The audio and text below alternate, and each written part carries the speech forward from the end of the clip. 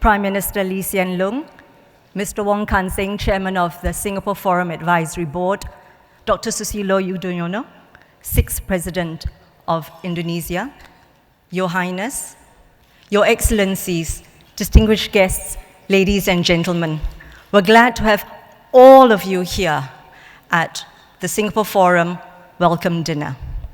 Now, my name is Jennifer Lewis, and I'll be taking you through the evening's proceedings.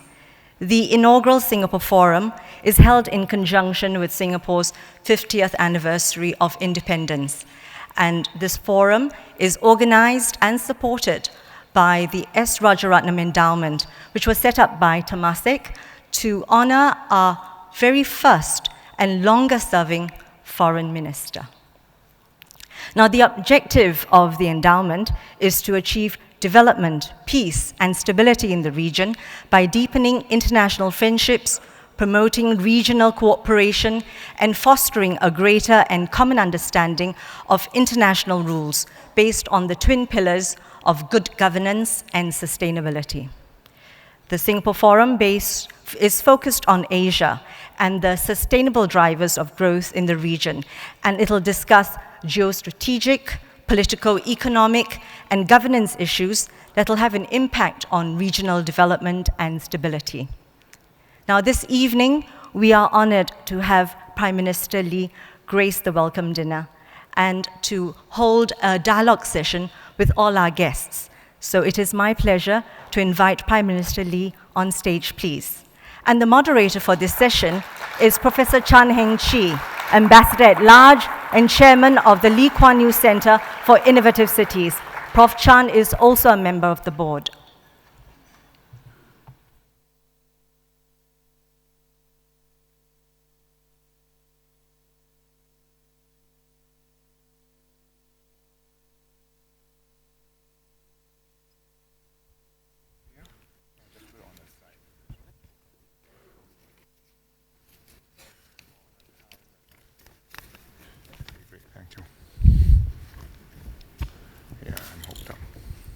Good evening, Prime Minister. Thank you for being here.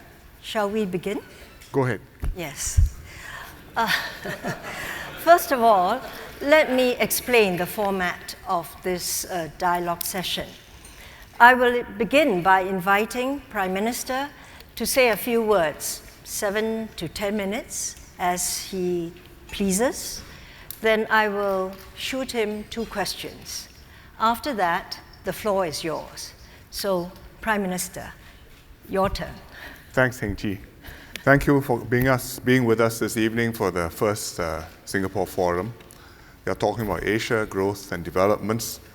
I'm sure you'll be focused on the latest events and trends and turning points, but I think it's useful to look at it from a longer point of view and take a more detached perspective of the direction the region is going. I think the trend is up. It's not a straight line. There are bends, ups and downs, but overall it's an uptrend. If you go back to the 1990s, people talked about an Asian century. There was a boom, investments were flowing in, countries were taking off. 10% growth a year in China, India also on the move. It seemed too good to last, and it was. The Asian crisis came in 1997, 1998. The world seemed to have come to an end, and people thought that was the end of Asia. But it wasn't the end of Asia. We picked ourselves up, we got going again, we fixed some of the problems, we learned how not to overreach ourselves, at least for a while. And so as a result, a decade later, when the global financial crisis came, Asia was not quite so badly affected as we might have been. Partly because we have put some things right 10 years ago, and so we're less vulnerable. I think also because the fear of God was still in us. And so we did not go overboard, whether it's derivatives, whether it's lending, whether it's banks overextending themselves. And so we came through a very serious world crisis, I think much better than we had any right to expect. Having come through, of course, you're into a new world, and when you think the sun shines, new issues will arise. And with QE, with zero interest rates, with capital flows, we face new challenges. And now with the end of QE, we have further shocks to navigate. So the trend has been up. We have come through, but we now are in a new landscape. And each of the countries has its own issues to solve. In Japan, Mr. Abe has been talking about his 3 arrows. Now they have been in the air for 2+ years. They haven't landed. Some progress has been made, but I think this is still very much work in progress and for anxious contemplation. In China, it's a turning point. The growth is still 7%. By other country standards, that's still very good. But I think the Chinese government know, and investors also know, that they have to do important structural and political decisions in order to enable the growth to grow, to continue, in order to be able to tap the potential of the people and of what the economy is capable of, whether it's agricultural reform, whether it's household system, whether it's the SOEs, whether it's pollution and the environment. These are all big, hairy, difficult problems which cannot be deferred any longer. And we hope that they will succeed, because if they succeed, then China will be on a steady path, and that will be a great relief to the rest of the region. In India, with a new government under Mr. Modi, I think Mr. Modi also has plans to change India, but India doesn't change very rapidly, whoever is the Prime Minister. I think the new direction has been set, some important priorities have been defined, and some of the states are, I think, determined to make more than steady progress. For example, in Andhra Pradesh, which has now been carved off and has lost Telangana, they are building a new capital city, and the Chief Minister, Mr. Chandrababu Naidu, he's visited Singapore recently, and he's bringing in investments from all over the world. And we are also there helping him, starting to do a master plan, a first draft for the new capital city, and we hope being able to help him to take it a step forward. Within ASEAN, we are working towards an ASEAN community by the end of this year. The target was 2015. Now that it is 2015, the target is the 31st of December 2015. And I think we will achieve 80-85% of what we are aiming to do. There will be work in progress and new agenda for the morning after. But we will make some progress in integrating ourselves economically, in terms of a social community, in terms of a political and cultural, political and security cooperation. ASEAN countries naturally have their own preoccupations and challenges. There's succession, there's generational change, there are political issues, there are ethnic issues in several ASEAN countries. So these are things we are individually preoccupied about, but I think it's necessary for all of us to take some of our mind share away from these day-to-day preoccupations and work on the longer-term cooperation, which is important even though it's not urgent. That's what the landscape looks like if you take an economic growth, investment, prosperity point of view. But actually, the economy and the growth and the prosperity depends on other factors which are not economic. And I would just name 3 of them which are salient. One, I think there's the force of nationalism, which we have to contend with, or we have to think about in many countries. It's a positive force. It gives you pride. It gives people motivation to go and do well and outdo the other fellow. But it's also a possible cause for people to turn inwards. It's also a possible reason for conflict between nations. And you're not arguing over resources, but over historical issues, which are very difficult to resolve and to come to a single consensus upon. So you see it in many countries. In fact, it's not just in Asia, even in Europe, you see the same kind of virulent nationalist sentiments in extreme right-wing parties, some extreme left-wing parties. And it's a response to globalization, uncertainty, the stresses and strains of trying to improve your life in a very uncertain world. And these similar stresses and strains affect us, and I think that's one of the reasons why you see that in Asian countries too. But that's one factor which we have to watch carefully. A second factor would be territorial issues. You know what they are. There are some between China and Japan. There's few islands between Japan and Korea. Not so hot a subject, but it is an issue. And there are atolls and reefs in the South China Sea, which are the subject of dispute between China and several ASEAN countries, and therefore of concern to ASEAN as a group.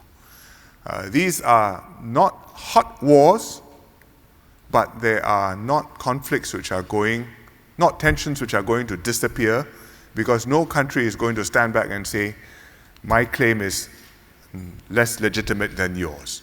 My claim is indisputable, your claim is also indisputable. And when two things are indisputable, you have a dispute, which becomes insoluble. So that is a challenge. I think you could have a mishap, you could have an incident which can escalate, and then we would be in uncharted waters. I think the third thing which we have to watch is security issues, and particularly terrorism, extremist terrorism. ISIS is far away in the Middle East, but is not far away on the internet. It's one click away on the internet. And ISIS is attracting people from all over the world to go and become fighters for them, for their crazy cause. The tally is maybe 20,000 fighters have gone to ISIS in the last couple of years, which is more than the total number of fighters who went to Afghanistan over a very long period when the Soviets were there. And they're going from all over the world, places which have nothing to do with the Middle East, or Syria or Iraq, know nothing about Syria and Iraq, and they go. Hundreds have gone from European countries, hundreds have gone from Indonesia, dozens have gone from Malaysia, a couple we know of have gone from Singapore. So it's in this region. They go, well, that's gone. But they come back, they bring the virus with them. And ISIS has told them and told their people, those who might be supporting them in countries far away, do something in your own place, cause some mayhem. And that's why the Australians have had incidents, and I think that's why we in Southeast Asia have to take this threat very seriously. The security issue is one part of it, the ideological part, the religious part, the racial integration and harmony part of this problem is also important and more fundamental to holding ourselves together and not allowing this virus to become a fatal flaw in our body politic. So those are the non-economic factors. We don't always think about them, but we must know that unless those things work out right, talking about growth and prosperity, you're making a lot of presumptions which may or may not come true. So I think there are many things to talk about tonight. Thank you, Prime Minister. Prime Minister, I think you've given us really a tour of the horizon, and that leaves a lot of room for people to raise questions. I am going to ask you a question on the subject of nationalism, which you spoke of, and I think you see how it acts, how it grows, and how it can act in a very disruptive way. That will prevent us working with each other in the most optimum way in the region. Have you any advice on how we can step back or moderate increasing nationalism that can be destructive? Well, some of the issues arise from historical factors. For example, between China and Japan, a lot of it goes back to the Sino-Japanese War and the unsatisfactory way in which that ended without a reconciliation on both sides, unlike in Europe. And hard as it is, I think it is necessary for both sides to try and move forward from where they are and reach such a more honest appraisal of history and an ability to be able to detach yourself. And that's hard because there's a lot of momentum which has been built up over years of school books, education, propaganda, films, and national mindsets, which are a reality. But if you can't go beyond that, then we are going to be arguing over this 100 years from now. And I think that is highly unproductive. I think another aspect, another reason why nationalism becomes a problem instead of a positive force is when people are uncertain of their future. They feel threatened, they feel anxious, they worry that their jobs are being taken away, that foreigners are coming in, changing the fabric of their society. What's going to happen to me? And so you say, well, let's push it all out. Let's send all these problems away. If the foreigners go away, the problems will go with them. And we will go back to the good old days, which were, of course, perfect. And I think that we have to be able to address the anxieties and give people a sense of assurance that, yes, there are uncertainties, there are problems. You can't run away from the competition, but we can help you to meet the competition, and we can help you to hold your own in this complex world. You're not alone. And if you can give people more confidence and assurance, then paradoxically, I think there'll be less need for them to assert this closed, xenophobic, and destructive attitude. Can I get into something more specific then? How important is the impact of the China, Japan, and Republic of Korea relationship on Asia's economies? Well, I think it's important, firstly, because both China and Japan are major economies and major influences in the region, and if they are not friends with each other, it's harder for us to be friends with both, which we would like to be. But secondly, if China-Japan relations are rough, I think it's an indication of the zeitgeist, the mindset in these two countries. I mean, it's bound to lead to more strident voices, more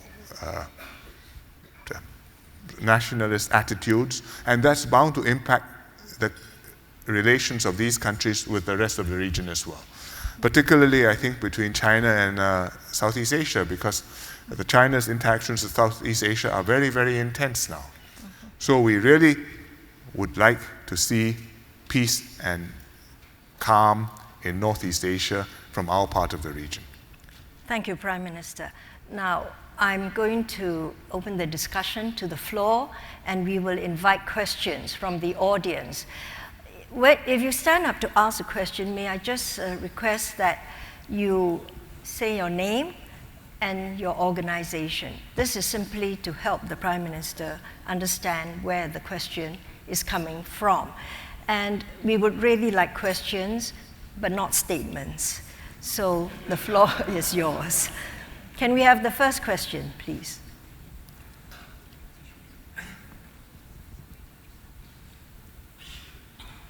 Yes.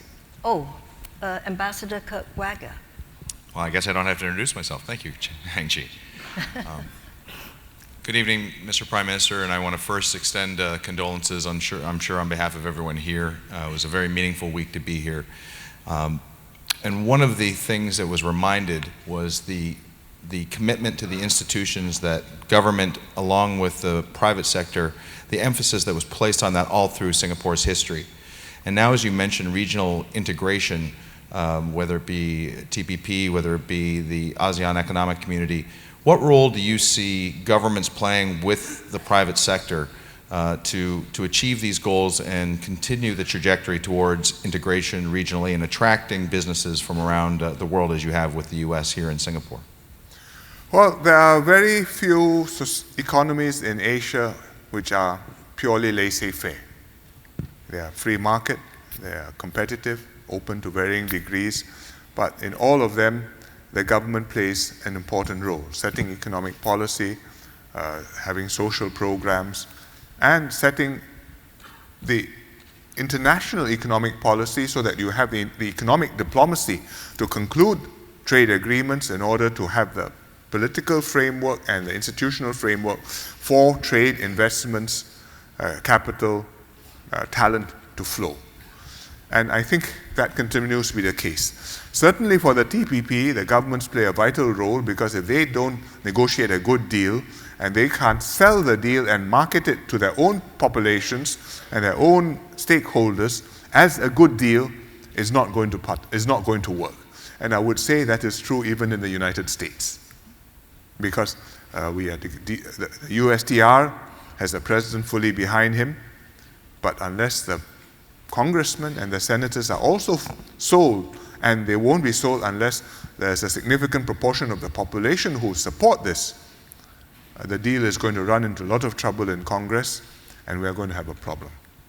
And having spent 4 or 5 years of intense effort, I think that would be a great pity, not just from an economic point of view, but really also from a strategic point of view, because the TPP's meaning is that we are linking the two sides of the Pacific closer together, stitching them together, and giving substance to the idea of the US being a Pacific power. And I know this is an election year in the US. It's not the sort of time when people are very, very focused on subjects other than the elections. Or next year is an election year. And the campaign has already begun. But I hope that in the midst of your preoccupations, there will be time to put in a good word for Asia Pacific, for free trade, and for the TPP. And if we can do Singapore as well, it's even better. Thank you. Yes, I think on the right side. Michael Witter, I have the pleasure to be German ambassador here in Singapore.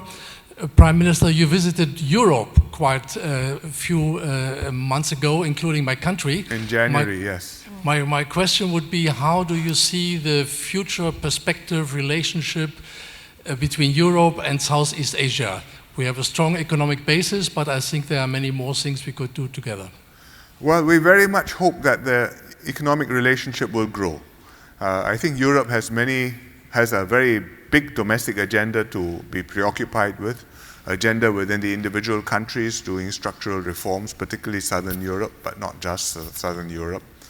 An agenda Europe-wide to talk about the institutions and the systems in the EU and in the Eurozone, and how do you balance between the country and the continent and the EU, and how do you get your people to buy into this European vision.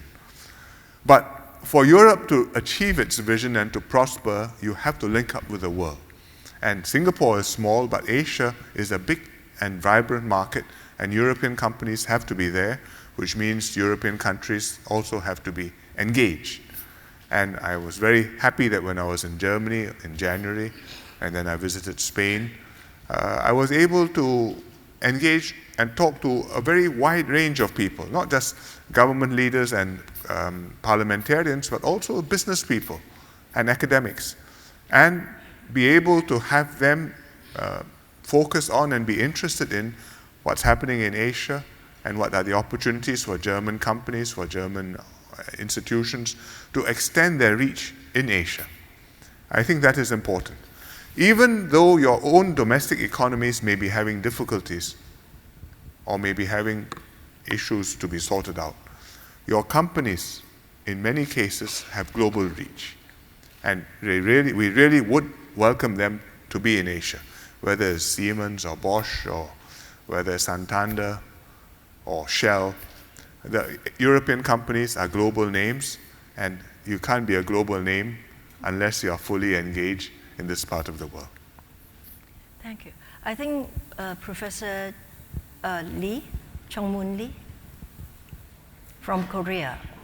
Yeah.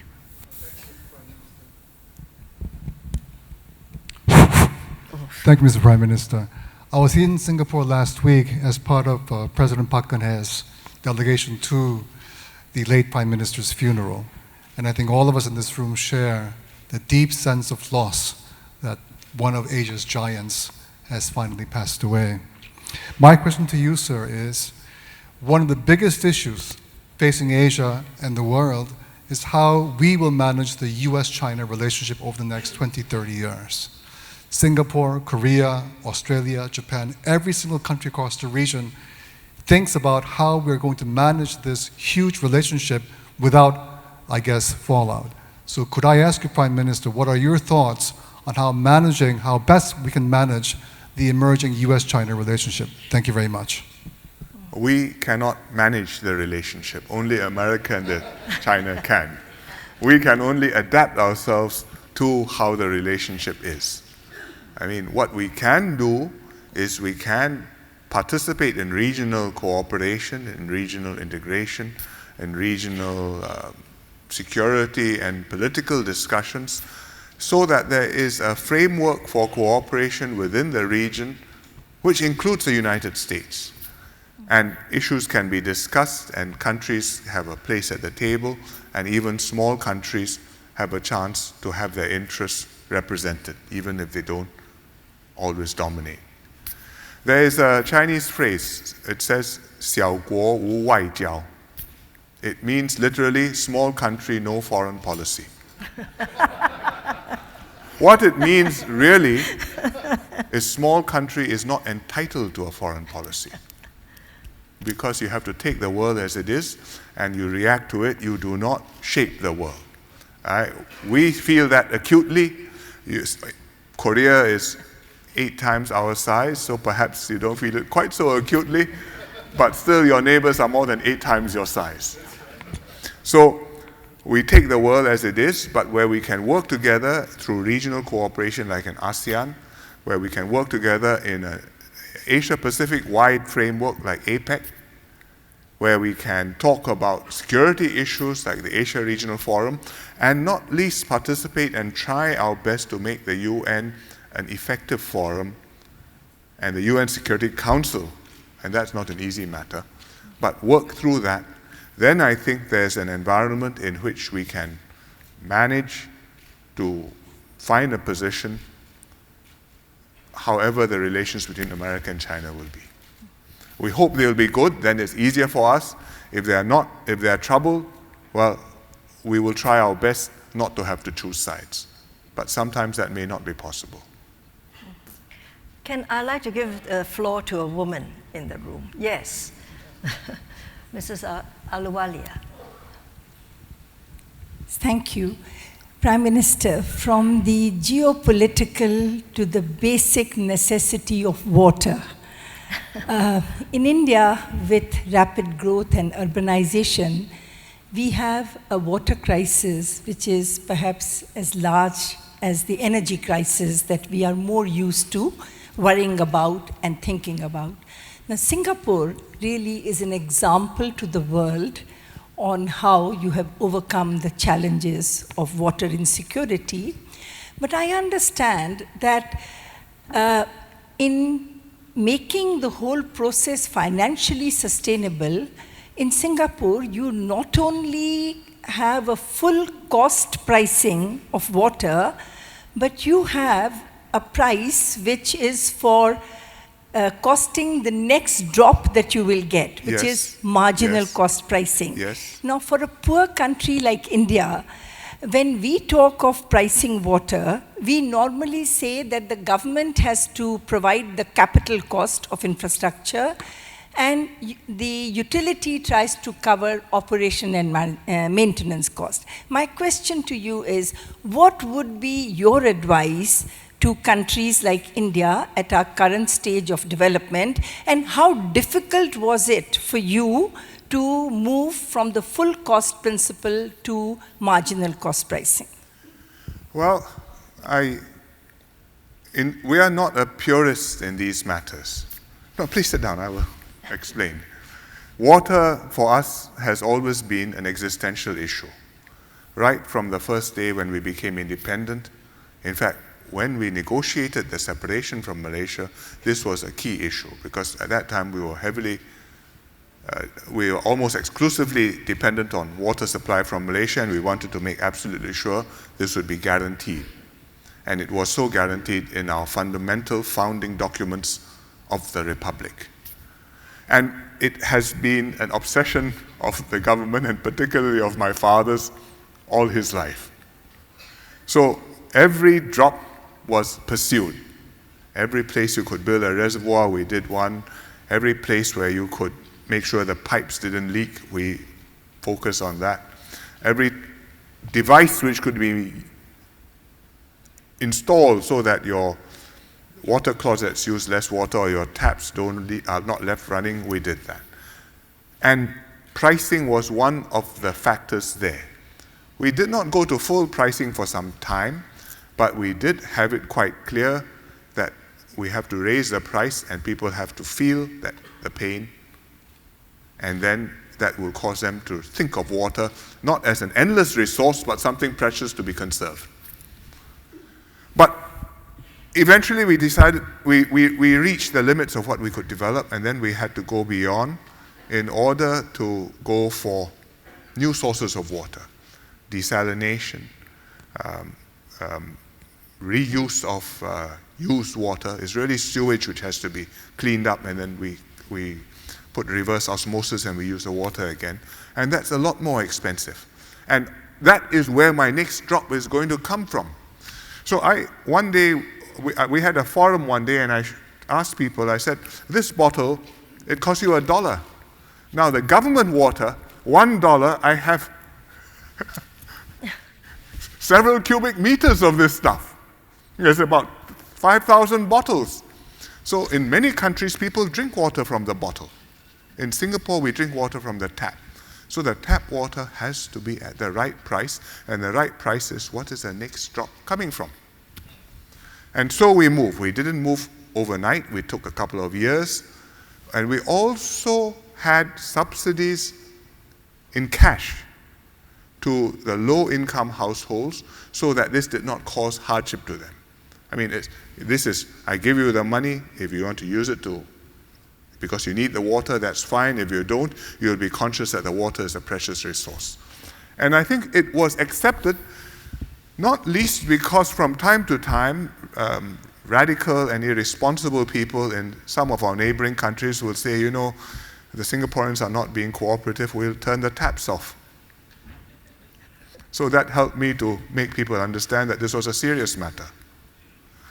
Now, if you are not in our situation where it's clearly an existential issue, and you ask me what to do, I would say, well, for a start, let's try to price it just based on what the cost is. Never mind about marginal pricing. Just price it so that your operations are recovered. If we can recover the capital cost, so much the better. But if not, as a first step, don't let anybody make a hole in the pipe and take the water away for free. Long ago, we used to have loans from the World Bank when we were not quite so developed. And the World Bank loans, those of you who have borrowed will know, come with a condition that they are only for projects which have an 8% IRR. And we were not short of cash, but we borrowed from the World Bank. Why did we do that? Because then we can explain to our people that the World Bank requires 8% internal rate of return on the project to build this water plant, and the water plant has to be financially viable, and we have to charge people money properly for the water in order that we have the economically correct, sensible outcome. And one which ultimately leads people to be able to afford the water.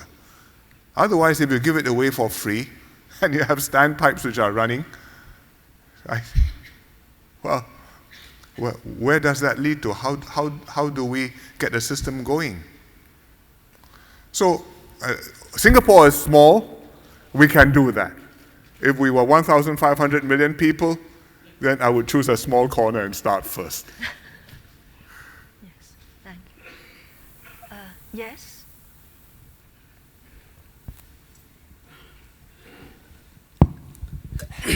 李总理，我来自中国的企业家俱乐部。去年您曾经热情地邀请我们来访问，而且您还和我们这个俱乐部的企业家亲切的交流，谢谢您。我的问题是，您如何评价习近平主席提出的"一带一路"的这样设想和安排？一带就是丝绸之路经济带，一路就是海上丝绸之路。如果您认可的话，那么新加坡作为国际的金融中心，特别是作为中国之外的最大的人民币离岸中心，应该怎么样的发挥作用？谢谢。The question for those of you who didn't get the translation is, what's my assessment of China's Maritime Silk Road and the new Silk Road economic belt proposal, and how does Singapore take advantage from it? I think these are positive proposals by China to cooperate with the countries in its region, along Southeast Asia and South Asia, and also into Central Asia to Europe. I think the substance of it, what specific projects they will consist of, and what schemes for cooperation, I think these are details which we are waiting to understand from the Chinese, and we look forward to understanding better to see how we can fit into it. I think even without specific knowledge of the schemes, we can see the cooperation within the region developing. In Southeast Asia, certainly, China is the biggest trading partner of nearly all the countries in the region, including of Singapore. And I would not be surprised if that is, I'm sure that must be so of the Central Asian economies as well. And Singapore hopes that will grow, and we will be able to do more in China. And at the same time, we hope that we will be able to maintain our links with the other financial centers in the world, with our own region, and therefore to become useful to China and to have a role for ourselves. Thank you. In case you need the translation, the simultaneous translation units is on the table. Yeah. Yes, the next question. Yes, Ambassador Philip Green, High Commissioner Philip Green. Thank you, Heng Chi, and Prime Minister, thank you very much for your characteristically clear and forthright exposition. Of all the things you mentioned, one of the things that chimes most with those in Australia is the concerns over global terrorism and the way in which people in our countries who we never expected are travelling overseas and perhaps producing threats for us in the future. Here in this country, you've made considerable efforts to make sure that there is an enviable harmony between people of different religions. I'm wondering if you'd like to talk a little bit about Singapore's experience, and are there things in the Singaporean experience which, even our very different context in Australia, in Europe, in other parts of the world, are there things from your experience which could be relevant to us? I think every society is different, and the context and the history are important. In Singapore, we have been very sensitive about race and religion for a very long time because of our history. And we are a multiracial society. We have had racial tensions, riots, religious riots, murders before. And as a country, we were founded on the principle of multiracialism as one of the cardinal ideals of the Republic. And so we have made many steps to have the basis for sound racial relations and racial harmony. For example, we require our public housing estates to be ethnically integrated. Every block, every neighborhood has to have a certain proportion of Chinese, of Malays, of Indians. And also now we have had to make a requirement that between citizens and permanent residents, the proportions also have to be maintained.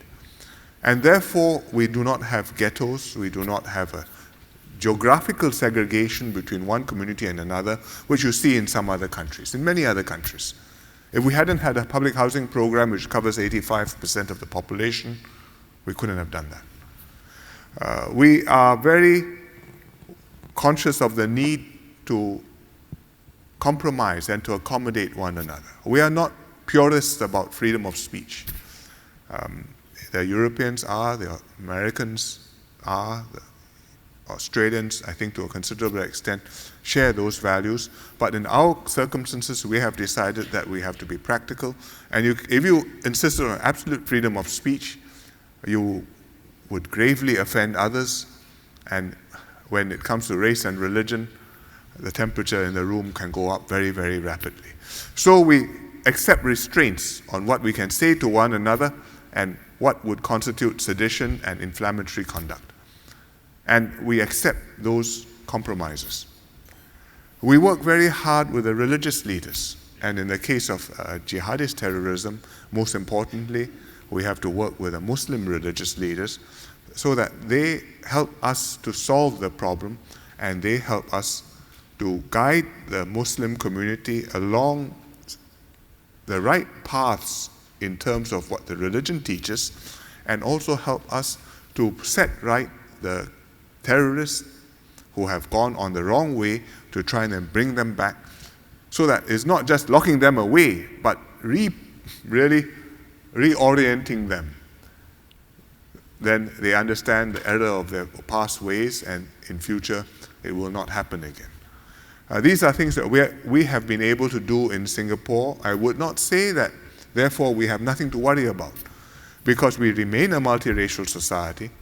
And if we did have a terrorist attack, which was jihadist, and that has a religious element to it, the morning after, I think our race relations, the tenor will have changed.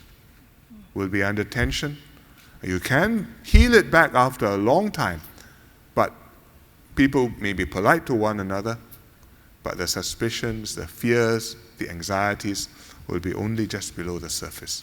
And that's a very, very dangerous place for a multiracial society like us to be. If that's our situation, I think yours will be different, but that's why we take this matter very, very seriously. Now, I think we have time for just one or two more questions. Who would like to have the floor now? Yes, Ambassador? Another ambassador. Ambassador of Japan. Yes. I think diplomats are asking too many questions. But so I'll try a little bit different track. My question is simple. What will be the aspiration, or what should be the aspiration of the Asia-Pacific in the coming decades? What should be the aspiration of the Asia-Pacific in the coming decade? Peace, prosperity, and security.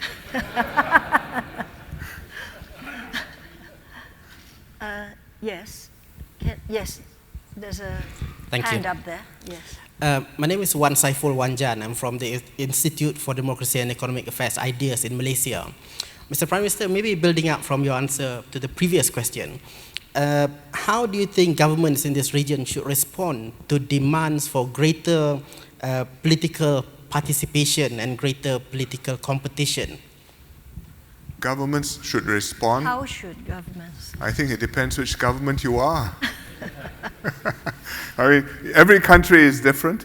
There are certain common trends because the young generation in many countries, you're exposed to the internet, you travel, you have different life experiences, you're exposed to the same challenges and uncertainties of globalization, and the governments have to respond to them.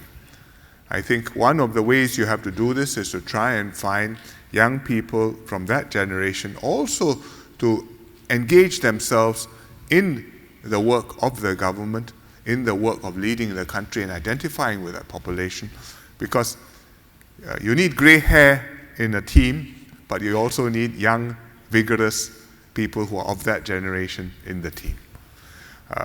In some countries, you need to, there are changes and liberalizations and reforms which are necessary to adapt the system to the times. In other countries, you are basically got the right system, but even when you do have the right system, it is necessary for you to keep on adapting it to the tempo of the times and the needs of the society. No system will work perfectly without regular tuning and adjustment, and from time to time even overhaul. And I think we have to take that approach. I don't think there's any single formula which will solve this problem. You might get the impression when you read some newspapers because they have a solution to every problem in the world. But when you are actually doing it, you'll find that not all your solutions apply to all of your problems. Thank you. I think there's a hand there. The organizers would not mind. I'm one of the organizers, actually, if we extended another minute or two, but I know you're waiting for dinner, so that will be the last question. Hi, my name is Malik Ali from BFM Radio in Malaysia. Quick question. If China were to insist on its 9-dash line and take steps to visibly show that it's insisting on it, would Singapore throw its lot behind its ASEAN neighbors like Vietnam, Indonesia, Malaysia? I think China does insist on its 9-dash line. I think that the other countries also insist on their position, and Singapore takes no position on the merits of the territorial and maritime claims. Our position is these have to be dealt with peacefully in accordance with international law, including the law of the sea, and freedom of navigation is important to us and should be respected. And ASEAN has a role in this to try and keep the temperature down and tempers down and prevent this from becoming a violent conflict. I think the countries have at stake in the South China Sea not just the specific claims or the waters or the sands or the gas and oil which may or may not be there, but also their reputation and their standing worldwide for what kind of country they are, how they resolve international disputes, whether or not they abide by international norms, and are constructive players in the global community of nations. And these are and all countries have to consider that. And no country in this world, in this age, is an island unto itself. And I think that will constrain the calculations, and I hope also the conduct and the actions of the participants in these disputes. Well, thank you very much, Prime Minister. With your permission from the audience, I think I'll draw this dialogue to a close. We have touched this evening, Prime Minister, you have touched on the geopolitical issues, the economic issues, the social issues, and political issues of Asia. And really, as we go forward, these are the very many areas that we will have to work out, and each country will have to work, our issues out. But we can also work our issues out with each other in a cooperative way. And I hope this conference, this Singapore Forum tomorrow, will lead us to think of more concrete ways in which we can tackle our issues going forward. Thank you, Prime Minister. Thank you, Heng Ji.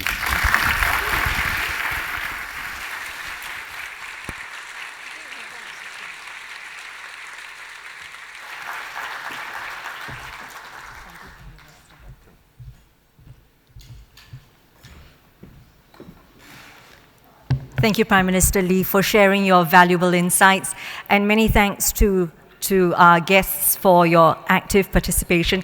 It definitely made for an engaging dialogue. Well, ladies and gentlemen, dinner will be served shortly. Enjoy.